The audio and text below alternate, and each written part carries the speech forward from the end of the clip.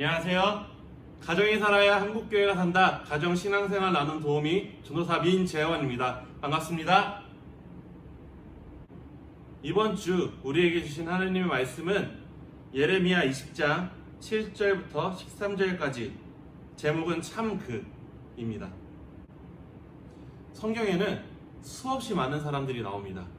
그 사람들 중에서 우리 학부모님들께서 가장 좋아하는 성경 속 인물은 누구일까요? 저는 성경의 수많은 인물들 중에 가장 좋아하는 사람으로, 그리고 가장 닮고 싶은 사람으로 예레미야를 첫 번째로 꼽습니다. 이 예레미야는 굉장히 어려운 시대에 하나님의 말씀을 맡은 자로서 부르심을 받았습니다.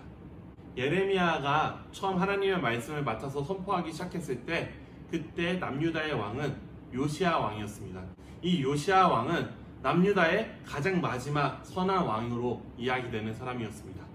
이 요시야 이후부터 예레미야는 이 유다의 멸망까지 4명의 왕을 더 봤습니다.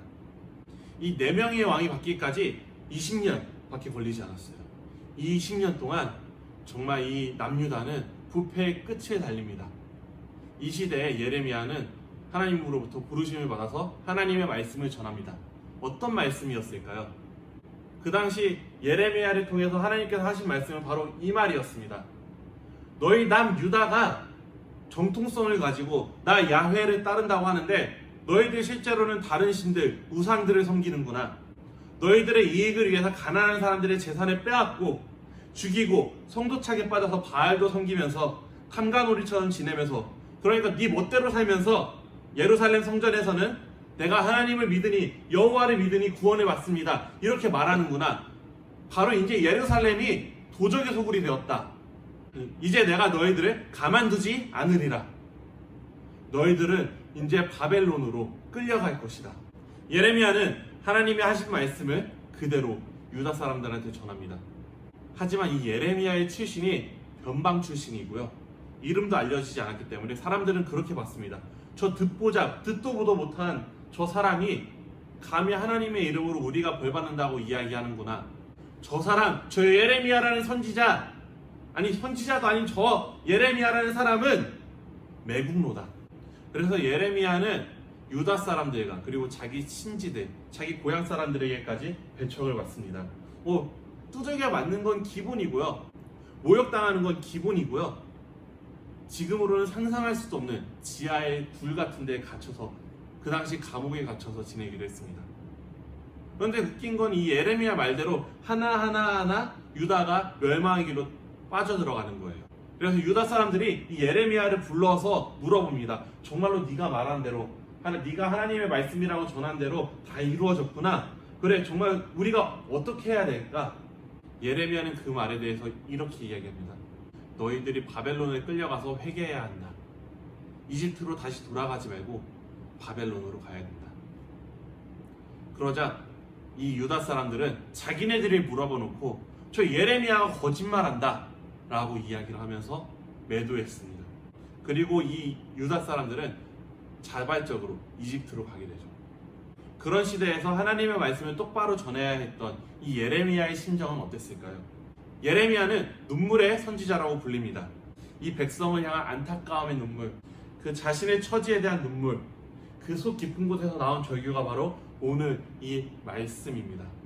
내가 다시는 여호와를 선포하지 아니하며 그의 이름으로 말하지 아니하리라. 고상하게 말해서 그렇지, 하나님 이거 못해 먹겠어요, 때려칠 거예요 라고 이야기한 거예요. 예레미야는 굉장히 자기 자신의 솔직한 모습을, 인간적인 모습을 하나님 앞에 드러냅니다. 이 예레미야의 모습이 정말로 우리에게 필요한 것 같습니다. 예레미야는 자기 속에 있던, 그 속 깊은 곳에 있던 말까지 하나님 앞에 다 드러냅니다. 우리는 흔히 교회 나와서 혹은 집에서 기도할 때 우리 속 깊은 곳에 있는 이 말들을 하나님 앞에 하지 않습니다. 거룩한 척, 우리들의 내면을 포장하고 포장한 다음에 나온 말들로 기도할 때가 많은 것 같습니다. 하지만 예레미야는 하나님과 굉장히 친밀한 관계에 있었고, 그렇기 때문에 하나님 앞에 자기 자신의 솔직한 모습을 다 드러내서 이야기를 했어요. 그럴 때 하나님께서 이 예레미야를 치유하시고 예레미야에게 힘주시니까 예레미야가 바로 변합니다. 그렇게 말하면 내 마음이, 내 속이 불붙는 것 같아서 이 말을 하지 못해서 답답하여 견딜 수 없습니다. 예레미야가 자기 속에 있는 눈물과 하늘, 하나님 앞에 다 토해냈을 때 하나님께서 도닥여 주시고 그를 사명의 길로 나아갈 수 있도록 힘을 주시는 것을 우리는 볼 수 있습니다. 그래서 하나님께서 주시는 말씀을 다시 힘내서 예레미야는 선포합니다. 애통하는 마음으로 백성들한테 외칩니다. 슈브, 히브리어로 이 슈브라는 말은 돌아오라, 회개하라는 뜻입니다. 이 예레미야가 했던 말을 오늘날 말로 바꿔서 이야기하면 이렇습니다. 교회는 하나님께서 세우셨으니까 심판받지 않는다. 우리는 하나님을 섬기니 안전하다. 이렇게 말하지 말라는 겁니다. 철저하게 회개하라는 겁니다. 하나님의 심판에서는 선택받은 민족도 피해갈 수 없었어요. 그리고 우리 교회도 피해갈 수 없었습니다. 단지 우리 교회는 예수님께서 그 심판을 대신하셨을 뿐이에요. 그런데 우리가 그 심판을 잊고서 예수 그리스도의 십자가를 잊고서 우리들 멋대로 살아간다면, 우리가 하나님 믿으니까 구원받았다고 멋대로 살아간다면은 우리는 예수 그리스도를 다시 저 십자가에 못 박는 것이 됩니다. 그러면 우리는 어떻게 해야 되나? 슈브, 돌아가야 합니다. 회개해야 합니다.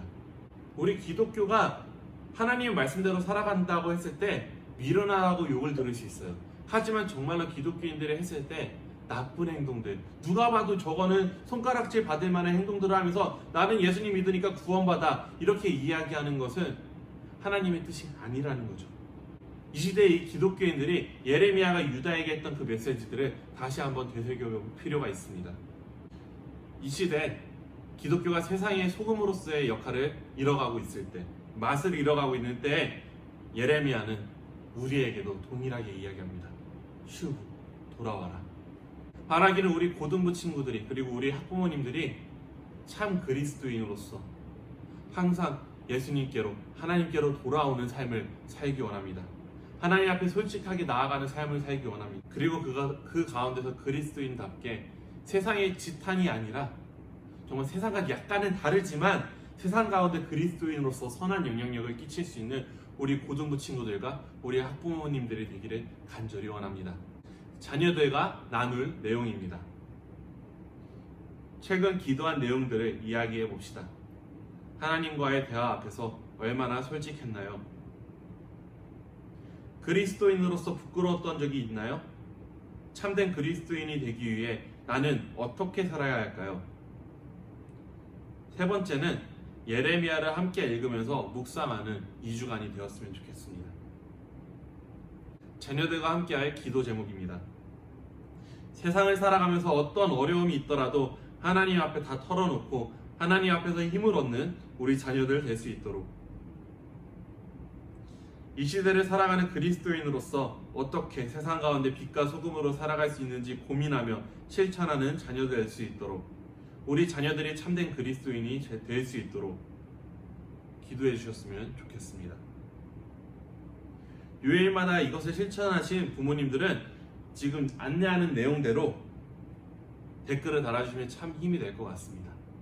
그렇게 우리가 이 어려운 시대에 신앙의 가정교사로서 각 가정이 튼튼하게 세워져 나갈 수 있기를 간절히 원합니다. 감사합니다.